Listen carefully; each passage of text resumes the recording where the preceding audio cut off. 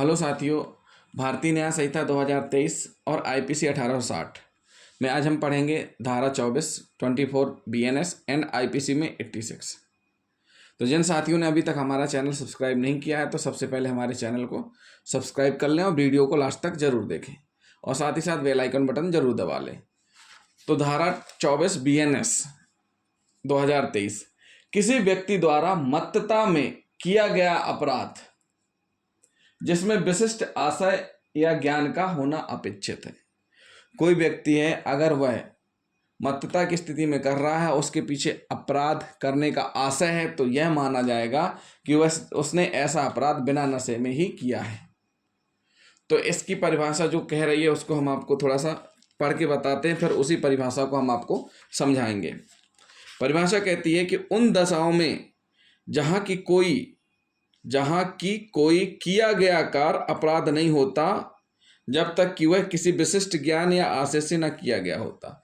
मतलब जब तक कोई बिना आशय मोटिव या ऐसी स्थिति दुराशय से नहीं किया जाएगा, जब तक वह कार्य अपराध नहीं होगा।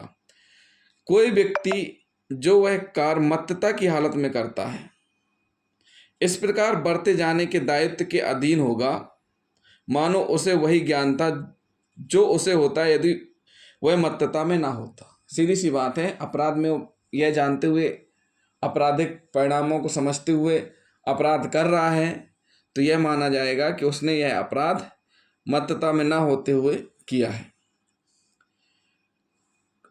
इस स्थिति में उसको वैसे ही अभियोजित किया जाएगा जब तक कि वह चीज जिससे मत्तता हुई थी उसे उसके ज्ञान के बिना या उसकी इच्छा के विरुद्ध ना दी गई हो। मतलब क्या कंडीशन आ गई, धारा 85 को भी इसमें समाहित कर दिया गया है, धारा 23 को समाहित कर दिया गया बीएनएस की। मतलब सीधी सी बात है कि उसको नशीला पदार्थ अनजाने में उसकी इच्छा के विरुद्ध दिया गया हो। अगर इस स्थिति में उसके द्वारा कोई अपराध किया जाता है तो यह माना जाएगा कि उसको इस अवधारणा का, इस धारा का पितृरक्षा के रूप में राइट प्राप्त हो, वरना नहीं प्राप्त होगा।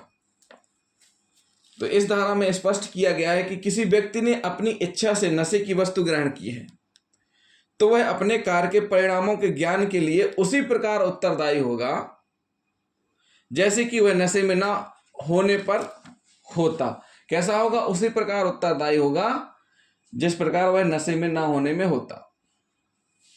रीजन, क्योंकि उसको उस कार्य का परिणाम पता था, उस अपराध की प्रकृति के बारे में वह जानता था। यदि यह वस्तु उससे उसके ज्ञान के बिना या उसकी इच्छा के विरुद्ध नहीं दी गई है तो उसका विचारण एक स्वस्थ व्यक्ति के भांति किया जाएगा। मतलब सीधी सी बात है, उसको जो नशा है, नशीला पदार्थ है, अनजाने में या उसकी इच्छा के विरुद्ध बस ना दी गई हो, तो इस स्थिति में क्या माना जाएगा कि उसने नॉर्मल बिना नशे का अपराध किया है। साथियों, इसमें हम एक चीज और आपको बता दें, ज्ञान या आशय की अवधारणा जो सबसे महत्वपूर्ण है, आशय या ज्ञान।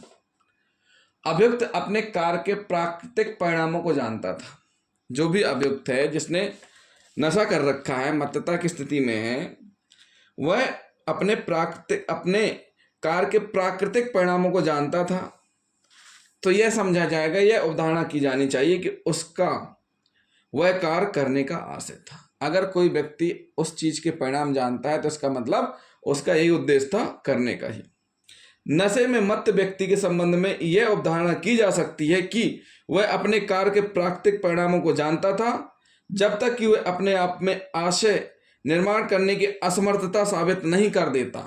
मतलब यही माना जाएगा कि वह जानता था, इसके लिए उसको साबित करना पड़ेगा कि वह जानने में असमर्थ था।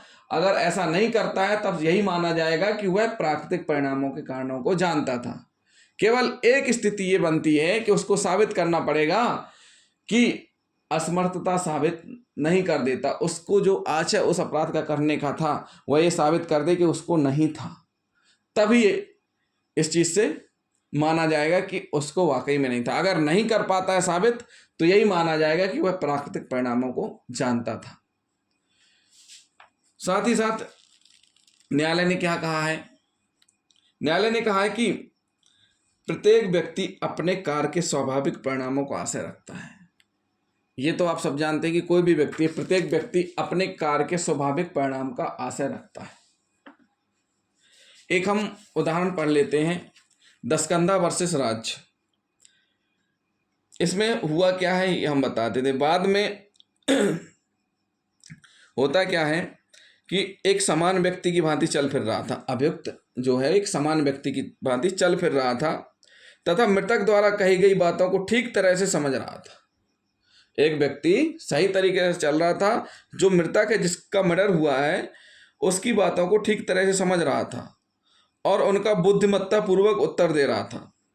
उक्त दशा में उसे हत्या के लिए दोषी ठहराया गया। शराब का नशा जरूर है, लेकिन वह सही तरीके से चल पा रहा है और सही तरीके से उत्तर दे पा रहा है। ऐसी स्थिति में उसके द्वारा किया गया अपराध माना जाएगा, तो उसको हत्या के लिए दोषी ठहराया गया है। अब हम पढ़ लेते हैं एक और उदाहरण, प्रभुनाथ बनाम राज। इलाहाबाद उच्च न्यायालय ने प्रभुनाथ बनाम राज के मामले में यह निर्धारित किया कि विधि की अवधारणा है कि नशे की हालत में भी व्यक्ति में अपराध कारित करने का आशय निर्माण करने का सामर्थ्य हो सकता है। प्रभुनाथ वर्सेस राज्य में इलाहाबाद उच्च न्यायालय ने कहा है कि नशे की हालत में भी व्यक्ति अपराध कारित करने का आशय निर्माण करने का सामर्थ्य हो सकता है उस व्यक्ति के अंदर, मतलब नशे में भी हो सकता है। उसके बाद एक और हम उदाहरण पढ़ लेते हैं, सारथी वर्सेस मध्य प्रदेश राज्य। सारथी वर्सेस मध्य प्रदेश राज्य के मामले में नशे में धुत 3 अभियुक्तों ने मृतक को पकड़कर उसकी बुरी तरह पिटाई की। 3 लोगों ने एक व्यक्ति को पकड़ा, उसकी बुरी तरीके से पिटाई की, इस प्रकार यहां तक कि उनका मृतक को गंभीर चोट पहुंचाने का आशय था। उनका आशय था चोट पहुंचाने का, लेकिन बाद में अभियुक्तों द्वारा मृतक को छत से लटकाकर टांग देना तथा यह देखे बिना कि वह जीवित है या मृत है उसे उसी हालत में छोड़ देना। मतलब उन लोगों ने क्या किया, मारपीट की, छत से लटका दिया और ये नहीं देखा कि उसकी डेथ हो गई है कि नहीं है और चले गए। उसी हालत में छोड़ देना उन्हें हत्या की कोटि में न आने वाला मानव वध के लिए दोषी माने जाने के लिए पर्याप्त माना गया है। जहां यह सबूत नहीं था कि अभियुक्तों की जानकारी के बिना या उनकी इच्छा के विरुद्ध उन्हें शराब पिलाई गई थी, वहां न्यायालय उपधारित कर सकेगा कि उन्होंने वह कार्य बिना शराब पिए किया होगा। मतलब ये आपको सिद्ध करना है। 3 दोस्त शराब पी रहे थे, लेकिन ये चीज सिद्ध नहीं हुई कि उनने अनजाने में या दवावश शराब पी है और फिर उनके द्वारा ये अपराध किया गया है। तो ऐसी स्थिति में बर्डन ऑफ प्रूफ आरोपी के पास रहेगा, उसको सिद्ध करना है। एक और हम उदाहरण देख लेते हैं। उदाहरण है गौतम भील आहिर वर्सेस महाराष्ट्र राज्य। इसमें होता क्या है कि जो मृतका का पति शादी के 8-9 वर्ष पहले जब हुई थी शादी, उस टाइम में उसको एक पुत्र और एक पुत्री हुए और शादी के दौरान ही अभियुक्त शराब पी के पत्नी को बार बार पिटाई करता था।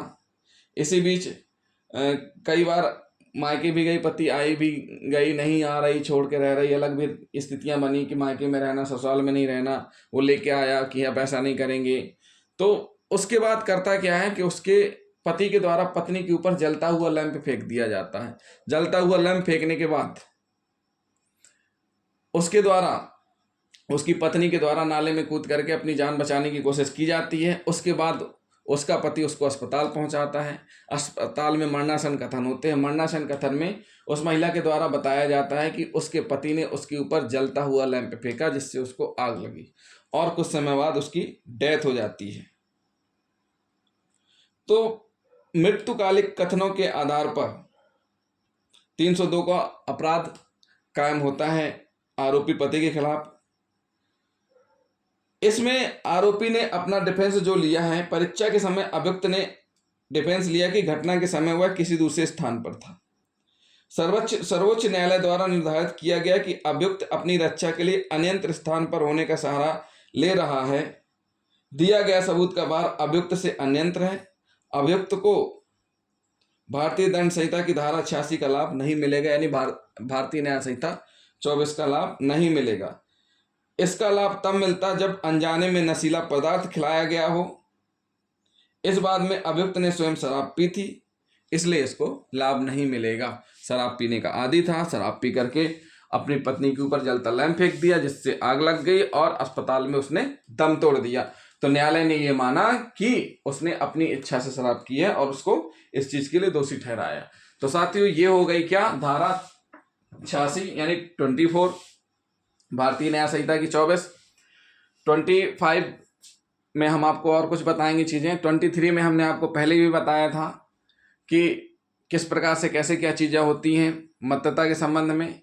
और 86 में स्पष्ट किया गया है कि अगर जब तक अनजाने में या इच्छा के विरुद्ध जबरदस्ती सेवन ना कराया गया हो या सेवन ना किया गया हो तब तक इस धारा का उसको लाभ नहीं मिलेगा। तो सीधी सी बात है, इसमें बर्डन ऑफ प्रूफ आरोपी के ऊपर है। आरोपी को साबित करना है कि उसको अनजाने में नशीला पदार्थ दिया गया था कि नहीं दिया गया था। जिन साथियों ने अभी तक चैनल सब्सक्राइब नहीं किया तो हमारे चैनल को सब्सक्राइब कर लें, वीडियो को लाइक और शेयर जरूर करें। थैंक यू दोस्तों, कमेंट करना ना भूलें।